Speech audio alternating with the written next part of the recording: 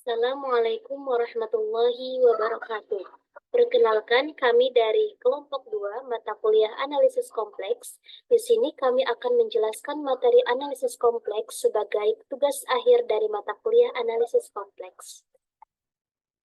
Di sini anggota kami terdiri dari Eliza Syahrina Harlin dengan NIM 22252200101, Hilwa Ainusyifa dengan NIM 22252100013, Yasrina Maisuni dengan NIM 22252100039, Putri Wulandari dengan NIM 22252100078, dan yang terakhir ada Ulfa Yulia Anggraini dengan NIM 22252100057. Baik, selanjutnya pemaparan materi oleh kelompok kami. Oke, baik. Di sini saya akan melanjutkan materi tentang turunan. Untuk definisinya sendiri, diberikan fungsi f yang didefinisikan pada daerah D dan Z0 merupakan anggota dari D. Jika diketahui bahwa nilai lim Z mendekati Z0 sama dengan Fz min Fz0 per Z min Z0 ada, maka nilai limit ini dinamakan turunan atau derivatif fungsi f di titik Z0. Dan notasinya f aksen Z0. Yang tadinya hanya f Z0, jika sudah diturunkan, maka notasinya berubah menjadi f aksen Z0. Nah, jika f aksen Z0 ada, maka f dikatakan terdiferensial atau diferensiabel di Z0. Dengan kata lain, f aksen Z0 itu sama dengan lim delta Z mendekati 0, Fz0 ditambah delta Z dikurang Fz0 per delta Z. Dan jika F terdiferensial di semua titik pada D, maka F terdiferensial pada D. Ada contohnya di 3.1.1, buktikan bahwa Fz sama dengan Z kuadrat terdiferensiasi di seluruh C. Untuk buktinya, ditinjau sembarang titik Z0 anggota C. F aksen Z0 sama dengan lim Z mendekati Z0, Fz dikurang Fz0 per delta Z. Hasilnya lim Z mendekati Z0, Z tambah Z0 dikali Z dikurang Z0 per Z min Z0. Hasilnya 2Z0. Karena Z0 sembarang, maka Fz sama dengan Z2, Z kuadrat terdiferensial di seluruh C. Kita lanjut ke teorema 3.1. Jika F fungsi kompleks dan F aksen Z0 ada, maka F kontinu di Z0. Buktinya, diketahui F aksen Z0 ada. Akan dibuktikan F kontinu di Z0 atau lim Z mendekati Z0, Fz sama dengan Fz0. Maka, lim Z mendekati Z0, Fz dikurang Fz0 sama dengan lim Z mendekati Z0, Fz dikurang Fz0 per Z min Z0 dikali Z min Z0. Dan menghasilkan 0. Lim Z mendekati Z0, Fz sama dengan lim Z mendekati Z0, Fz0 sama dengan Fz0. Sehingga nilainya sama. Antara lim Z mendekati Z0, Fz sama dengan Fz0. Sehingga dengan kata lain, F kontinu dengan Z0. Ada juga di contoh selanjutnya di 3.1.2, buktikan bahwa Fz sama dengan mutlak Z kuadrat, kontinu di seluruh bidang kompleks, tetapi hanya terdiferensial di Z0. Oke, buktinya seperti ini. Fz sama dengan mutlak Z kuadrat sama dengan X kuadrat Y kuadrat. Jadi, nilai dari mutlak Z kuadrat ini merupakan X kuadrat tambah Y kuadrat. Berarti, U XY sama dengan X kuadrat Y kuadrat dan V XY sama dengan 0. U dan V kontinu di D, maka Fz kontinu di D. Maka lanjutannya F aksen 0 sama dengan lim Z mendekati 0, Fz min F0 per Z min 0 sama dengan lim Z mendekati 0, mutlak Z kuadrat per Z. Sama dengan lim Z mendekati 0, ZZ per Z sama dengan 0. Jadi, Fz terdiferensial di Z0. Di sini saya akan melanjutkan materi. Selanjutnya adalah fungsi harmonik dan sekawan harmonik. Fungsi harmonik dan sekawan harmonik di sini ketika Fz sama dengan UXY plus IYXY analitik pada D, maka U dan V mempunyai derivatif parsial di semua order yang kontinu pada D. Jadi, dalam D berlaku CR UX sama dengan VY dan UY sama dengan min VX. Nah, karena derivatif-derivatif ini dari U dan V kontinu dalam D, maka berlaku VXY sama dengan VX VYX. Nah, selanjutnya, fungsi harmonik dan sekawan harmonik bisa kita tuliskan dalam bentuk UXX plus UYY sama dengan 0 dan VXX plus VYY sama dengan 0. Nah, selanjutnya, jika F analitik pada D, maka U dan V pada D memenuhi persamaan diferensial Laplace dalam dua dimensi. Nah, ini adalah rumusnya. Dan ketika U dan V, di mana FZ sama dengan UXY dan IV XY analitik pada suatu domain, maka FZ harmonik pada domain tersebut. Dari dua fungsi U dan V, sedemikian sehingga FZ sama dengan UXY plus IV sama IV dengan XY analitik dalam suatu dominan dinamakan dua fungsi yang harmonik konjugat dan domainnya itu. Selanjutnya di sini ada contoh, misalkan UXY plus X pangkat 2 min Y pangkat 2 dan V XY sama dengan 2X. Apakah U dan V fungsi harmonik? Di sini cara penyelesaiannya, kita perhatikan bahwa UX sama dengan 2X, UY sama dengan min 2Y, UXX sama dengan 2, VX sama dengan 2Y, VY sama dengan 2X, VXX sama dengan 0, UXY sama dengan 0, UEX sama dengan 0, UYY sama dengan min 2. Kemudian ada VXY sama dengan 2, VYX sama dengan 2, VYY sama dengan 0. Nah, karena UX tadi di sini sama dengan 2X, itu adalah sama dengan VY. Kemudian UY sama dengan min 2Y tadi yang di sini, dan itu adalah sama dengan min VX. Nah, kemudian UXX plus UYY sama dengan 2 plus min 2 sama dengan 0, dan VXS plus VYY sama dengan 0 plus 0 jadi sama dengan 0. Di mana U dan V memenuhi persamaan Laplace, maka U dan V fungsi harmonik. Oke. Di sini ada contoh yang kedua, misalkan U dengan XY sama dengan Y pangkat 3 min 3X pangkat 2Y, tentukan fungsi harmonik sekawan dari U. Di sini penyelesaiannya, UX di sini kita punya UX sama dengan min 6XY dan UY sama dengan 3Y pangkat 2 min 3X pangkat 2. Nah, menurut persamaan Cauchy-Riemann diperoleh min 6XY sama dengan UX sama dengan VY, sehingga VXY sama dengan integral dari min 6XY dy sama dengan min 3xy pangkat 2 plus hx. Nah, ini merupakan persamaan pertama. Atau vx sama dengan min 3y pangkat 2 plus h aksen x. Nah, syarat persamaan Cauchy-Riemann yang kedua harus dipenuhi, yaitu vy sama dengan min vx. Sehingga 3y pangkat 2 min 3x pangkat 2 sama dengan min 3x min 3y pangkat 2 plus h aksen x. Nah, dengan 3y pangkat 2 min 3x pangkat 2 sama dengan 3y pangkat 2 min h aksen x.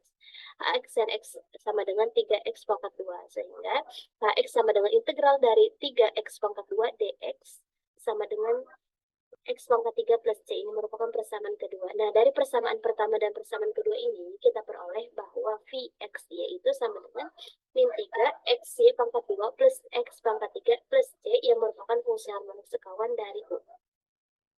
Baik, materi selanjutnya yaitu tentang fungsi dasar.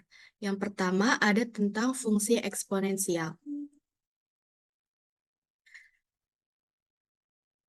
Pengertian dari fungsi eksponen adalah pada bilangan kompleks merupakan perluasan dari fungsi eksponen pada bilangan real. Sifat-sifat fungsi eksponen. Misalkan Z1 sama dengan X1 ditambah Y1 dan Z2 sama dengan X2 ditambah Y2. Maka, sifat yang pertama, Z1 dikali Z2 sama dengan pangkatnya ditambah Z1 ditambah Z2. Yang kedua, Z1 dibagi pangkat Z2 sama dengan pangkatnya dikurang pangkat Z1 min Z2. Yang ketiga, pangkat Z dipangkatkan N sama dengan pangkatnya dikali pangkat N dikali Z. Yang keempat, pangkat Z ditambah 2 KPI sama dengan pangkat Z2. Yang kelima, E pangkat Z dikali M per N sama dengan E pangkat Z ditambah 2K PI dikali M per N. Dan yang terakhir, konjugat E pangkat Z sama dengan E pangkat konjugat Z. Selanjutnya ada rumus Euler. E pangkat Y sama dengan cos Y ditambah I sin Y. Sehingga jika Z sama dengan X ditambah IY, maka E pangkat Z sama dengan E pangkat X kali cos Y ditambah I sin Y. Dalam bentuk polar, jika Z sama dengan R cos theta ditambah I sin theta, maka dapat ditulis menjadi Z sama dengan R dikali E pangkat I theta. Sehingga dari rumus Euler akan diperoleh E pangkat 2 PI sama dengan 1, E pangkat PI per 2 sama dengan I, E pangkat PI sama dengan min 1, E pangkat min PI per 2 sama dengan min I, dan E pangkat min PI sama dengan min 1. Bentuk khususnya, jika Z bilangan real, Z sama dengan X tambah I 0, maka E pangkat Z sama dengan E pangkat X cos 0 tambah I sin 0 sama dengan E pangkat X. Jika Z sama dengan IY sama dengan 0 ditambah IY, maka E pangkat Z sama dengan E pangkat IY sama dengan E pangkat 0 ditambah IY sama dengan E pangkat 0 dikali cos Y ditambah I sin Y sama dengan cos Y ditambah I sin Y. Jika Z sama dengan X ditambah Y, maka E pangkat Z sama dengan E pangkat X dikali cos Y ditambah I sin Y sama dengan E pangkat X cis Y. Bentuk polarnya. Z sama dengan R cos theta ditambah I sin theta. Z sama dengan R E pangkat I theta. Mutlak E pangkat IY sama dengan mutlak cos Y ditambah I sin Y sama dengan akar dari cos kuadrat Y ditambah sin kuadrat Y sama dengan 1. Jadi,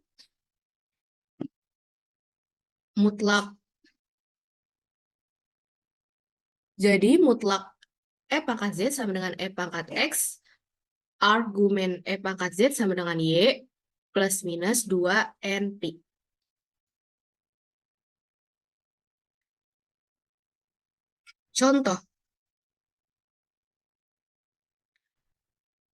Contohnya, hitunglah E pangkat Z dalam bentuk U ditambah IV dan E pangkat Z mutlak. Yang pertama, Z sama dengan 3 ditambah PI. Penyelesaiannya, Z sama dengan 3 ditambah PI. E pangkat Z sama dengan E pangkat 3 ditambah PI. Sama dengan E pangkat 3 kali cos Pi ditambah I sin Pi. Sama dengan min 20,085 ditambah 0I sama dengan min 20,085. Sehingga mutlak E pangkat Z sama dengan mutlak E pangkat 3 sama dengan 20,085.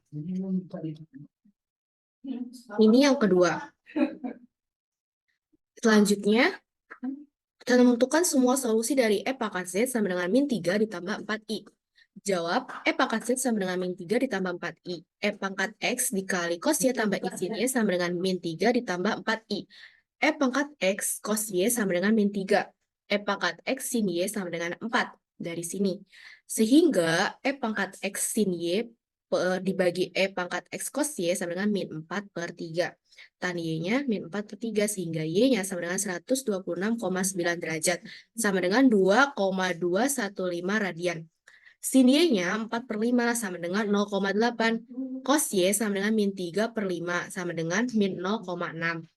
E pangkat X cos Y sama dengan min 3. E pangkat X cos Y-nya kita masukkan min 3 per 5 sama dengan min 3. Sehingga E pangkat X sama dengan 5. X di sini karena E pangkat X-nya sama dengan 5, sehingga X-nya sama dengan 5, yaitu 1,609. Jadi, E pangkat Z sama dengan min 3 ditambah 4I sama dengan E pangkat 1,609 ditambah I 2,215. Selanjutnya ada fungsi dasar yang kedua, yaitu ada fungsi logaritma.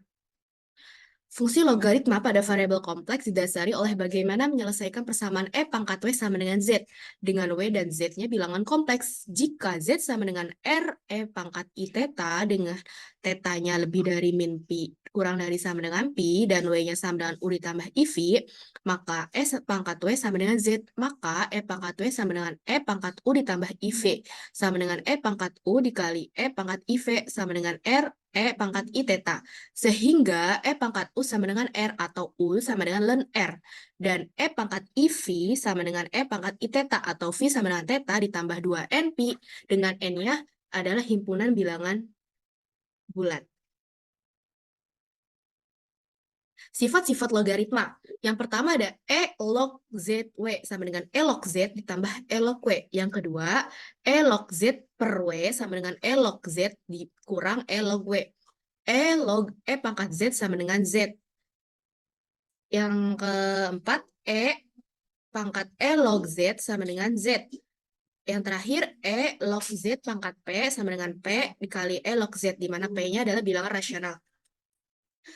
Selanjutnya, tentukan semua solusi dari ln E ditambah PI. Jawab, ln E ditambah PI sama dengan ln akar E pangkat 2 ditambah Pi pangkat 2 ditambah I arctan Pi dibagi E plus minus I 2NP. Contoh yang kedua, tentukan nilai Z dari ln Z sama dengan E dikurang PI. Jawab, ln Z-nya kan E dikurang PI. Ln Z-nya sama dengan ln R ditambah I theta. Maka ln R-nya sama dengan E. R sama dengan E pangkat E, di mana theta-nya sama dengan min pi. Z sama dengan R cos theta ditambah I sin theta. Z sama dengan E pangkat E dikali cos min pi ditambah I sin min pi. 15.154 cos pi min I sin pi. 15.154 dikali min 1 min 0 I. Jadi min 15.154. Nah, yang selanjutnya ada fungsi trigonometri dan fungsi hiperbolik. Fungsi trigonometri dan fungsi hiperbolik. Dari rumus Euler, E pangkat IX sama dengan cos X ditambah I sin X. E pangkat min IX sama dengan cos X min I sin X. Cos X sama dengan setengah dikali E pangkat IX ditambah E pangkat min IX. Sin X sama dengan 1/2I dikali E pangkat IX min E pangkat min IX. Maka cos Z-nya sama dengan setengah dikali E pangkat IZ ditambah E pangkat min IZ. Sin Z-nya sama dengan 1/2I dikali E pangkat IZ min E pangkat min IZ. Kotangan Z-nya sama dengan cos Z per sin Z. Tangan Z-nya sama dengan sin Z per cos Z. Sekan Z-nya sama dengan 1 per cos Z. Dan kosekan Z-nya sama dengan 1 per sin Z. Turunan dari trigonometrinya. FZ sama dengan cos Z, FZ sin Z, FZ tan Z, FZ cos Z. Sehingga turunannya min sin Z. FZ sin Z, maka turunannya adalah cos Z. Kalau FZ-nya tan Z, maka turunannya sekan kuadrat Z. Ingat di sini ada definisi cos Y sama dengan setengah E pangkat Y ditambah E pangkat min Y. Sedangkan sin hiperbolik Y sama dengan setengah kali E pangkat Y min E pangkat min Y. Nah, di sini ada sin Z sama dengan sin X cos hiperbolik Y ditambah I cos X sin hiperbolik Y. Jika cos hiperbolik kuadrat Y sama dengan 1 ditambah sin hiperbolik kuadrat Y, maka cos hiperbolik kuadrat Y min sin hiperbolik kuadrat Y sama dengan 1. Maka ini dipindah ruaskan. Maka cos Z, mutlak cos Z dikuadratkan sama dengan cos kuadrat X kali 1 ditambah sin hiperbolik kuadrat Y ditambah sin kuadrat X sin hiperbolik kuadrat Y. Ini dikali ke dalam jadi cos kuadrat X ditambah sin kuadrat X tutup kurung dikali sin hiperbolik kuadrat Y ditambah cos kuadrat X. Sehingga cos kuadrat X ditambah sin hiperbolik kuadrat Y. Di sini ada fungsi-fungsi hiperbolik. Cos hiperbolik Z sama dengan setengah dikali E pangkat Z ditambah E pangkat min Z. Kalau sin hiperbolik Z sama dengan setengah dikali E pangkat Z min E pangkat min Z. Turunannya, kalau cos hiperbolik Z itu sin hiperbolik Z. Kalau turunan dari sin hiperbolik Z sama dengan cos hiperbolik Z. Nah, kalau tan hiperbolik Z sama dengan sin hiperbolik Z dibagi cos hiperbolik Z. Kalau kotangan hiperbolik Z, cos hiperbolik Z dibagi sin hiperbolik Z. Kalau sekan hiperbolik Z sama dengan 1 per cos hiperbolik Z, sedangkan kosekan hiperbolik Z sama dengan 1 per sin hiperbolik Z. Di sini ada cos hiperbolik IZ sama dengan cos Z. Kalau sin hiperbolik IZ sama dengan I sin Z. Cos IZ sama dengan cos hiperbolik Z, sedangkan sin IZ sama dengan I sin hiperbolik Z. Nah, yang selanjutnya ada soal pertama. Buktikan turunan sin Z adalah cos Z. Pembahasannya, D per DZ sin Z sama dengan D per DZ dikali 1 per 2I dikali E pangkat IZ min E pangkat min IZ. Sama dengan 1 per 2I dikali IE pangkat IZ min I E pangkat min IZ. Sehingga setengah dikali E pangkat IZ ditambah E pangkat min IZ sama dengan cos Z. Selanjutnya ada hitunglah cos 3 ditambah 2I dalam bentuk radian. Cos Z sama dengan cos X dikali cos X cos hiperbolik Y min I sin X sin hiperbolik Y. Cos 3 ditambah 2I sama dengan cos 3 dikali cos hiperbolik 2 min I sin 3 dikali sin hiperbolik 2. Menghasilkan min 3,75 min 0,51 I. Selanjutnya adalah carilah semua solusi dari sin hiperbolik Z sama dengan 0. Pembahasannya, sin hiperbolik Z sama dengan setengah dikali E pangkat Z min E pangkat min Z sama dengan 0. Setengah kali E pangkat Z min E pangkat min Z sama dengan 0, itu kita kalikan E pangkat Z. Menghasilkan setengah dikali E pangkat 2Z min 1 sama dengan 0. Sehingga E pangkat 2Z sama dengan 1, 2Z sama dengan 1, dan Z sama dengan 0. Oke, cukup sekian penjelasan tentang fungsi dasar dari saya. Selanjutnya akan dilanjutkan oleh pemateri selanjutnya. Terima kasih. Oke, sekarang kita masuk ke fungsi kompleks dari variabel real. Jadi misalkan ft adalah fungsi kompleks dari variabel real t ditulis sebagai ft sama dengan u kali t ditambah i dikali vt dengan u kali t dan v kali t adalah fungsi real. Jadi jika u kali t dan v kali t kontinu pada interval tertutup, maka t-nya itu kurang dari sama dengan a dan t lebih dari sama dengan b. Jadi dapat ditulis integral b sampai a dikali ft dikali dt sama dengan integral b sampai a dikali t dikali dt ditambah i integral b sampai a dikali t dikali dt. Baik, selanjutnya di sini ada lintasan. Lintasan jika G dan F fungsi bernilai real dan kontinu dari variabel T dalam interval tertutup, T lebih besar sama dengan A dan lebih kecil sama dengan B, maka himpunan titik-titik di bidang X yang dapat dinyatakan dalam bentuk parametrik. X sama dengan GT, Y sama dengan HT, dan T-nya di sini lebih besar sama dengan A dan lebih kecil sama dengan T. Lebih kecil sama dengan B. Oleh karena itu, himpunan titik dalam bidang kompleks juga dapat dinyatakan dalam bentuk parametrik. Dan di sini definisi dari kurva di bidang datar. Kurva di bidang datar atau smooth curve di sini merupakan kurva mulus yang jika dan hanya jika berarti ini implikasi juga ya. Jika dan hanya jika kurva tersebut dapat dinyatakan dengan dua fungsi yang bernilai real, di mana x sama dengan gt, y sama dengan ht, t lebih besar sama dengan alfa dan lebih kecil sama dengan beta. Sedemikian sehingga dx per dt sama dengan b y aksen t dan d per dt sama dengan h aksen t. Itu tadi turunan pertama dari K dan turunan pertama dari H. Kemudian ada dan kontinu dalam interval T lebih besar sama dengan alfa dan lebih besar sama dengan beta.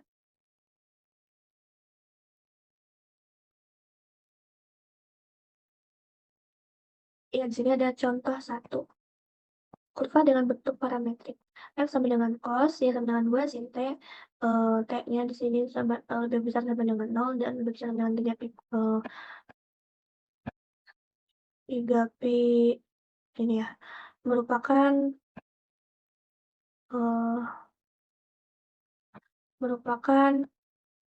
yang bilang ini. Nah ya, di sini pakai yang itu. Yang merupakan kurva mulus.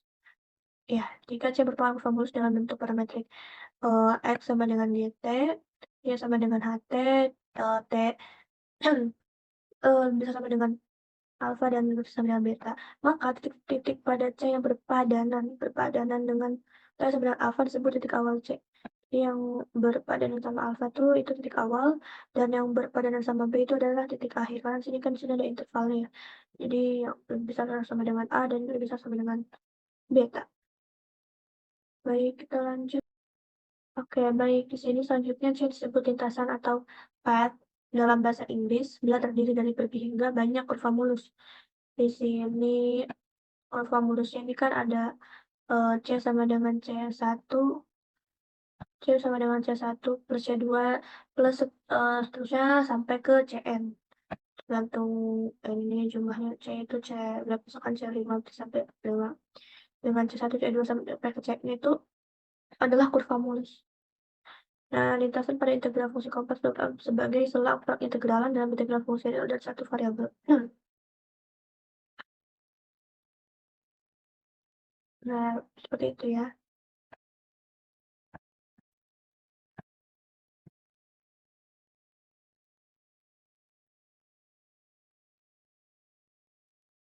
Ya, baik. Selanjutnya ini ada beberapa catatan. Dimana kalau misalkan C itu disebut lintasan tertutup jika titik akhir berhimpit dengan titik awal C. Kalau misalkan analogikan ya, misalkan kan ini titik awal dan ini titik-titiknya gini ya. Misalkan dari sini ke sini ini kan kalau misalkan titik awal, titik akhir berhimpit dengan titik awal C. Nah, ini kan berarti tertutup ya, lintasan ini tertutup. Nah, C disebut lintasan terbuka jika titik akhir tidak berhimpit dengan titik awal C. Misalkan titik-titik seperti tadi ya. Dari sini ke sini. Maaf. Sini, sini, sini, sini, sini, dan sini. Ya, ini kan jadinya lintasan terbuka karena titik awal dan titik akhir tidak bertemu. Kemudian yang ketiga, sini ada lintasan sederhana jika tidak memotong dirinya sendiri. Tidak memotong dirinya sendiri itu maksudnya tidak saling memotong dirinya sendiri. Jadi bisa juga sama kayak yang kedua ini. Kemudian yang empat, C disebut lintasan berganda jika lintasan memotong dirinya sendiri.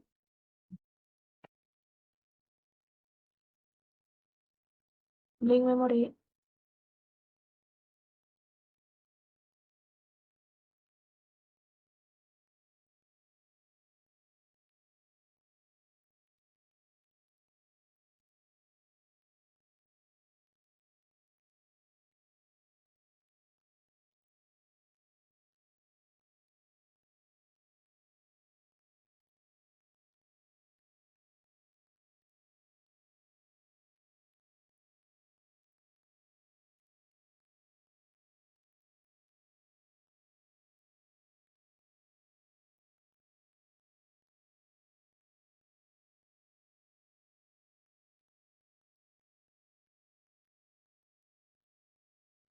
Yang satu ini ulang aja deh.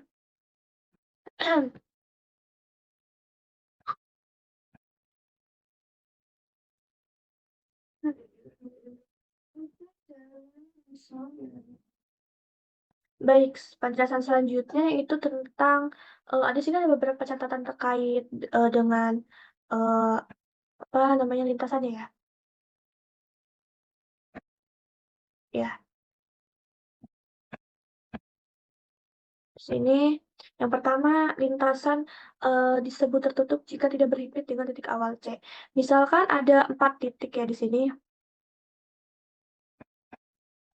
Kalau dia disebut lintasan tertutup, berarti dari titik awal ke titik terakhir itu mereka maksudnya titik awal, ini kan titik awal pertama, kedua, ketiga, di titik terakhir dia menyambung ke titik yang awal. Jadi titik awal dan titik akhir saling bertemu dipertemukan oleh sebuah garis.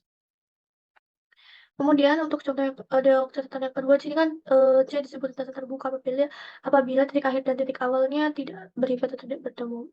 Misalkan seperti yang tadi ya. Ini titik awal.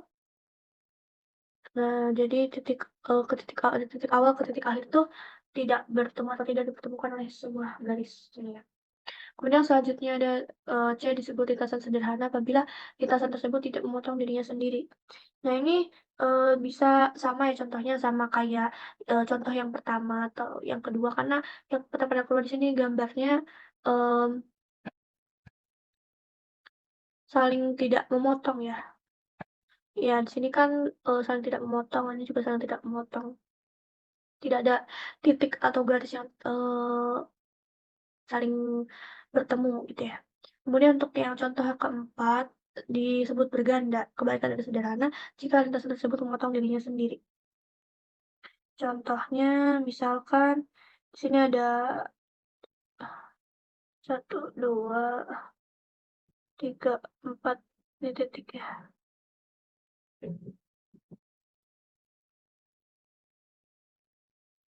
Nah ini dari sini ke sini, kemudian ke sini, kemudian ke sini. Nah dari sini ke sini ya. Sebenarnya dari sini ke sini juga bisa. Bisa juga dari sini ke sini ya. Atau kayak tadi dari sini ke sini, ke sini, ke sini, ke sini. Ini kan saling memotong ya bentuknya. Walaupun sebenarnya kalau bergambar tidak terpotong juga bisa dengan gambar yang lebih sederhana. Nah seperti yang di contoh satu ini. Baik seperti itu. Beberapa catatan yang perlu diperhatikan terkait lintasan.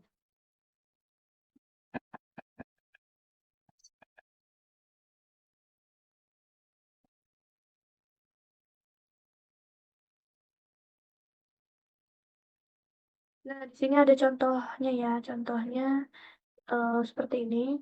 Yang di satu titik, 1, 2, 3 titik. 1, 2, 3. Dan saling bertemu juga 3 titik. Ini 4 saling terbuka. Ini kan tidak bertemu titik. Baik titik awal dan titik akhirnya.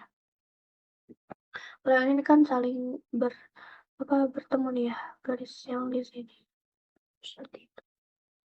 Selanjutnya ada integral lintasan kompleks, diberikan sebuah lintasan dalam bentuk parametrik dengan X sama dengan GT, dia sama dengan HT dengan T-nya ini lebih besar sama dengan A dan lebih kecil sama dengan B. Di mana GT dan HT-nya di sini continue di T lebih besar sama dengan A dan lebih kecil sama dengan B, dengan GT GT aksen dan HT aksennya di sini continue juga di interval AB. Kemudian jika Z sama dengan X plus Y bentuknya, maka titik-titik Z yang ada di maka titik-titik Z terletak di C. Arah pada kurva-kurva C ini dari GA HA ke GB HB. Nah, di sini kan kontinu dari yang lebih kecil kan si A, kemudian yang lebih besar sama dengan A dan lebih sama dengan B. Atau dari Z sama dengan alfa sampai Z sama dengan B. Alfa atau ini sama kayak yang di interval tadi ya. Gitu.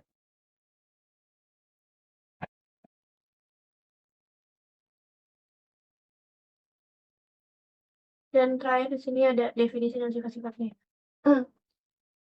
Definisi dari ini diberikan fungsi xz sama dengan ux-nya plus iv xy dari bentuk umum yang fz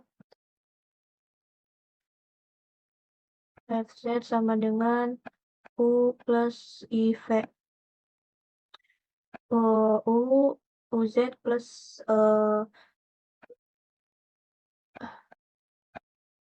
tadi kan kalau yang di awal ut salah ft sama dengan ut plus i vt itv.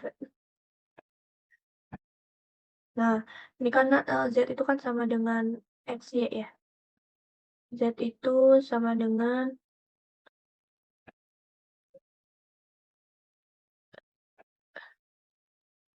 X dan Y. Nah, kemudian dengan U dan V di fungsi data T, tadi yang continue sepotong-potong pada T lebih besar sama dengan A dan lebih besar sama dengan B, interval yang di awal tadi, letakkan fungsi fz sepanjang lintasan C dengan arah dari Z sama dengan alfa sampai Z sama dengan beta adalah integral A, B, F, Z, dz sama dengan integral alfa beta sama dengan integral AB sama dengan F buka kurung GT plus IH T buka perawal G aksen T plus IH aksen T DT. Nah, begitu.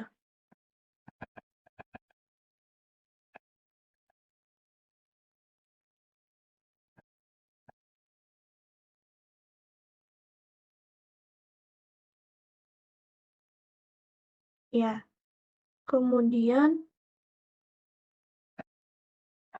di sini yang terakhir ada beberapa sifat-sifat ya.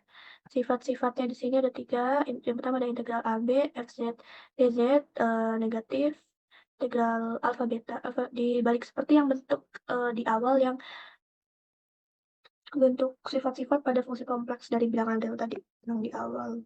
Kemudian yang kedua ada integral C, kurva C tadi ya. Dan di sini kan yang K, F, Z, Z, jadi kaca keluar F, Z, Z. Kemudian untuk yang ketiga ini terlihat lebih panjang ya.